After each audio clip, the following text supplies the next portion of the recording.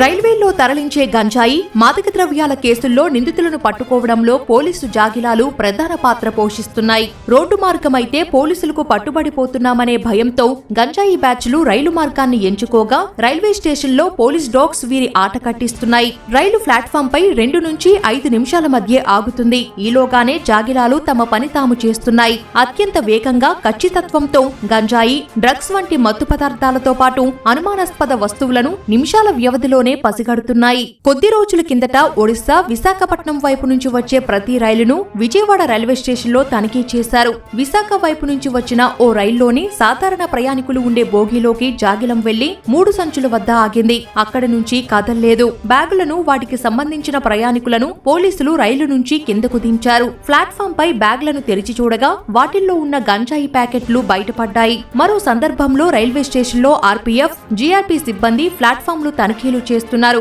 ఒక పోలీస్ జాగిలం మాత్రం వడివడిగా క్లాక్ రూమ్ వద్దకు వెళ్లింది. అక్కడి నుంచి లోపలకు వెళ్లి అరలో ఉన్న ఓ బ్యాగ్ వద్ద ఆగింది. జాగిలం వెంట వెళ్లిన అధికారులు ఆ బ్యాగ్ ను తెరిచి చూడగా అందులో నోట్ల కట్టలు కనిపించాయి. ఇలా పోలీస్ జాగిలాలు నేరాలను గుర్తించడంలో కీలక పాత్ర పోషిస్తున్నాయి.